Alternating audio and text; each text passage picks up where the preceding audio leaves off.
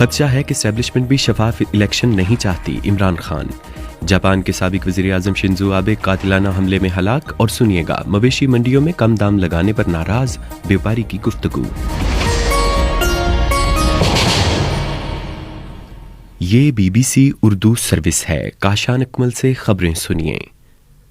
साबिक वज़ीर आज़म और चेयरमैन पाकिस्तान तहरीक इंसाफ इमरान खान ने इल्ज़ाम आयद किया है कि पाकिस्तान डेमोक्रेटिक मूवमेंट में शामिल सियासी जमातें और इस्टेब्लिशमेंट साफ और शफाफ इंतखाबात नहीं चाहती। साद सुहेल तफसील बता रहे हैं। ट्विटर पर बयान में इमरान खान ने एक रिपोर्ट का हवाला देते हुए कहा कि मुझे खदशा है कि PDM जिसने धांधली का फन सीख लिया है के साथ साथ इस्टेब्लिशमेंट भी साफ और शफाफ इंतखाबात नहीं चाहती। इमरान खान ने मजीद कहा कि इलेक्ट्रॉनिक वोटिंग मशीन के जरिए आम इंतखाबात में धांधली में कमी हो सकती है। साबिक वज़ीर आज़म ने कहा कि इससे वाज़ेह होता है कि दो सियासी जमातों और कंट्रोल्ड इलेक्शन कमीशन ने क्यों EVM की मुखालफत की। गुज़िश्ता रोज लाहौर में एक इंतखाबी जलसे से खिताब में इमरान खान ने कहा है कि जो लोग पीछे बैठकर इलेक्शन को कंट्रोल करना चाहते हैं उन्होंने इंतखाबात में इलेक्ट्रॉनिक वोटिंग मशीन के इस्तेमाल की मुखालफत की।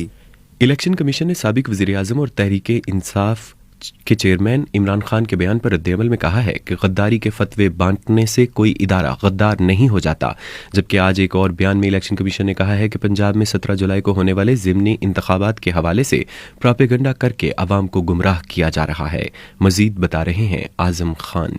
इलेक्शन कमीशन की जानिब से जारी बयान में कहा गया है कि तहरीक इंसाफ के चेयरमैन ने इलेक्शन कमीशन और चीफ इलेक्शन कमिश्नर पर बेबुनियाद इल्जामात लगाए हैं जिनकी मजम्मत की जाती है। बयान में कहा गया कि इलेक्शन कमीशन किसी इश्तिहाल में आए बगैर अपने तमाम फैसले आइन और कानून के मुताबिक करता रहेगा और किसी दबाव में नहीं आएगा। वाज़ेह रहे कि साबिक वज़ीर आज़म ने पंजाब के ज़िमनी इंतखाबात की मुहिम के दौरान इलेक्शन कमीशन पर गैर जानिबदार होने के इल्जाम आयद करते हुए शदीद तनकीद की थी। जापान के साबिक वज़ीर आज़म शिंजो आबे नारा शहर में कातिलाना हमले में जख्मी होने के बाद हलाक हो गए हैं। ये हमला एक तकरीब के दौरान हुआ जहां उन पर 2 बार गोली चलाई गई। तफसील सुनिए नादिया सुलेमान से। जापान के चीफ कैबिनेट सेक्रेटरी के मुताबिक साबिक वज़ीर आज़म पर नारा शहर में 11:30 बजे के करीब हमला किया गया। एक शख्स को हमलावर होने के शुबे में हिरासत में लिया जा चुका है। शिंजो आबे पर एक तकरीब से खिताब के दौरान 2 गोलियां चलाई गयी, जिनमें से एक उनके कमर पर लगी। गोली लगने के बाद शिंजो आबे जमीन पर गिर गए। शिंजो आबे जापान के सबसे तवील अरसा वज़ीर आज़म रहे, जो 2006 में 1 साल तक और फिर 2012 से 2020 तक 8 साल तक वज़ीर आज़म रहे, जिसके बाद उन्होंने सेहत की खराबी की वजह से इस्तीफा दे दिया। एंकर पर्सन इमरान रियाज खान को चकवाल की एक मकामी अदालत में पेशी के बाद राहदारी रिमांड पर लाहौर पुलिस लेकर रवाना हो गई है, जहां कल 9 जुलाई को उन्हें लाहौर की एक अदालत में संगीन गद्दारी के मुकदमे में पेश किया जाएगा। सारा अतीक तफसील बता रही हैं। आज सुबह चकवाल की मकामी अदालत ने पुलिस के 5 रोज की जिस्मानी रिमांड की दरख्वास्त मुस्तरद करते हुए इमरान रियाज को ट्रांजिट रिमांड पर लाहौर पुलिस के हवाले करने के अहकाम दिए हैं। एक रोज कबल इमरान रियाज के वकील अब्दुल कदीर जंजुआ का कहना था कि लाहौर के सेशन जज ने इस हवाले से एक मरासला चकवाल के डिस्ट्रिक्ट एंड सेशन जज को भी लिखा था। इस मरासले में कहा गया है कि इमरान रियाज को थाना सिविल लाइन के इन्वेस्टिगेशन ऑफिसर को लाहौर मुंतकिल करने की इजाजत दी जाए ताकि उनके खिलाफ तफ्तीश को आगे बढ़ाया जा सके। याद रहे कि इमरान रियाज को इससे कबल अटक से चकवाल पुलिस ने हिरासत में लिया था। मुल्क में दरामदाद और बैरूनी कर्जे के लिए की जाने वाली अदायगियों की वजह से इस हफ्ते स्टेट बैंक के पास मौजूद ज़खायर 10 अरब डॉलर की सतह से नीचे गिर गए हैं। गुज़िश्ता हफ्ते चीनी बैंकों की जानिब से 2.3 अरब डॉलर के कर्जे की वसूली के बाद स्टेट बैंक के ज़र मुबादला ज़खायर 10 अरब डॉलर की सतह उबूर कर गए थे। ताहम दरामदाद और बैरूनी कर्जे की अदायगी के बाद ज़र मुबादला ज़खायर 9.8 अरब डॉलर, जबकि मुल्क के मजमूई ज़र मुबादला ज़खायर में 16 अरब डॉलर की सतह से नीचे आ गए हैं। तजारती बैंकों के पास ज़र मुबादला ज़खायर में 4 करोड़ डॉलर के इजाफे से उनके पास मौजूदा ज़खायर की मालियत 5.9 अरब डॉलर हो चुकी है। ईद उल अजहा की आमद पर जहां बहुत से लोग कुर्बानी का जानवर ले चुके हैं, वहीं बहुत से अब तक मवेशी मंडी के चक्कर लगा रहे हैं। लाहौर की मवेशी मंडी में शाहरुख, शेर पंजाब और पप्पू नामी खूबसूरत जानवर मौजूद तो हैं, ताहम डील ना बन पाने पर खरीदार और व्यापारी एक दूसरे से नाराज नजर आते हैं। ऐसे ही एक व्यापारी जफर मुश्ताक की गुफ्तगू सुनिए। ये बछड़ा सामने आपके खड़ा है, इसका 5.5 मांगा है, तो वो मुझे कह रहा है 2 ले लो। ये अगर गोश्त के हिसाब से भी लगाएं, ये 3.5 लाख का वैसे ही पड़ता है, तो मैंने कुछ ज़्यादा तो नहीं मांगे। गाहक भी जो वो भी मजाक करता है, ये चाहता है कि बारिशें पड़ेंगी पिछले साल जैसे पिछले साल हुआ, तो ये मुफ्त दे के चले जाएंगे। ठा के तो हमने तो ठा के नहीं ले आने, गाड़ियों के किराए बढ़ गए हैं। जहाँ 25,000 लगता था वहाँ 50,000 लगता है। BBC उर्दू सर्विस में खबरों का सिलसिला अभी जारी है।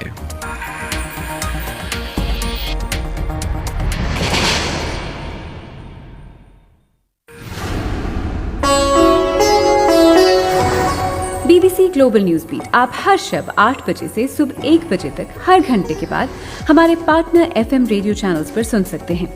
2.5 मिनट पर मबनी ग्लोबल न्यूज बीट में एंटरटेनमेंट, साइंस, टेक्नोलॉजी और स्पोर्ट्स के अलावा मुल्की और बैनुल-अक़वामी खबरें शामिल हैं। ग्लोबल न्यूज बीट बिलखुसूस नौजवानों के लिए तरतीब दिया गया है।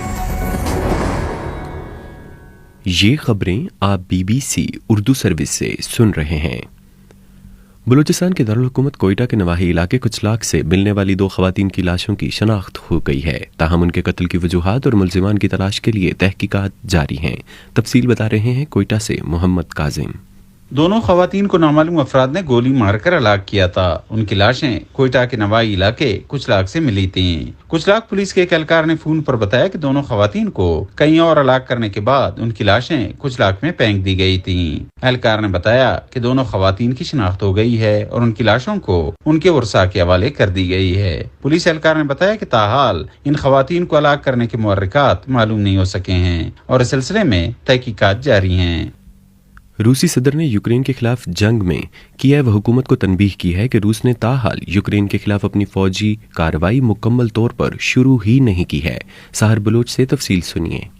रूसी सदर व्लादिमीर पुतिन ने पार्लियामेंट के अहम अरकान से अपने खिताब में कहा कि यूक्रेन के लिए यही बेहतर होगा कि वो जल्द अज जल्द मॉस्को की शराइत मान ले। उन्होंने धमकी देते हुए कहा कि दूसरी सूरत में यूक्रेन हुकूमत को मजीद सख्त हालात के लिए तैयार रहना चाहिए। दूसरी जानिब यूक्रेन पर हमले के खिलाफ तनकीद पर रूसी वजीर खारजा G20 वज़राए खारजा इजलास अधूरा छोड़कर वापस चले गए हैं। रूसी वजारत खारजा की तर्जुमान ने बताया कि सरगई लारोफ ने फैसला किया है कि वो G20 के इंडोनेशी जजीरे बाली में मुनक्कदा वजारती इजलास की बाकायदा मीटिंग और इससे कबल ज़ोहराने में भी शरीक नहीं होंगे।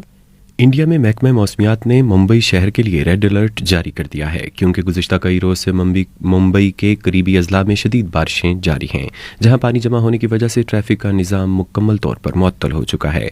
इंडिया के कुछ हिस्सों में हर साल इन दिनों में मानसून की बारिशें होती हैं, ताहम माहिरीन का कहना है कि हालिया बरसों में मौसमियाती तब्दीलियों की वजह से बारिशें शदीद और गैर मुतवक्के हो गई हैं। वाज़ेह रहे कि इंडियन रियासत आसाम में गुज़िश्ता माह शदीद बारिशों के नतीजे में आने वाले सैलाब से 180 से ज़्यादा अफराद हलाक हुए थे। और अब वक्त हुआ है स्पोर्ट्स राउंड अप का।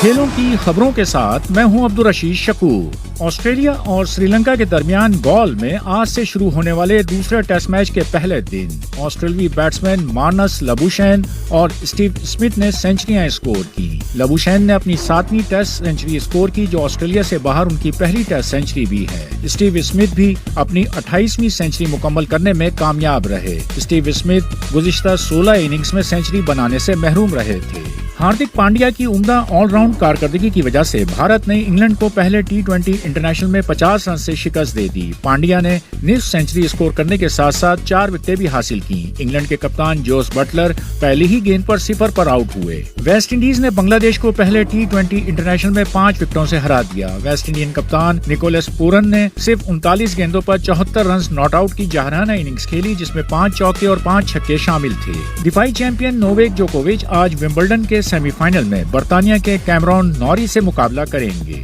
स्पेन के राफेल नडाल अनफिट हो जाने की वजह से विंबलडन से दस्तबरदार हो गए हैं। सेमीफाइनल में आज उनका मुकाबला ऑस्ट्रेलिया के निक क्रियोस से होना था।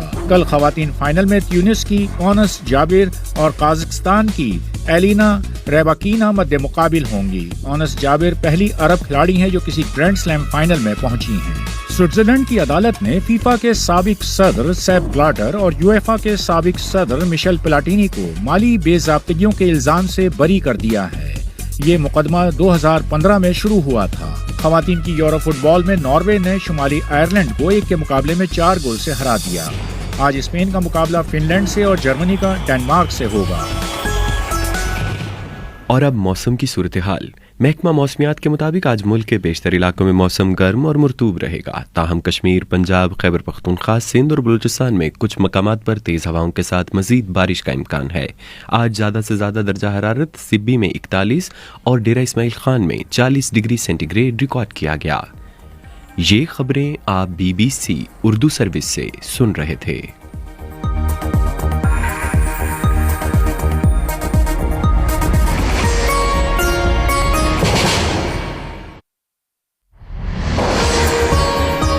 खदशा है कि एस्टैब्लिश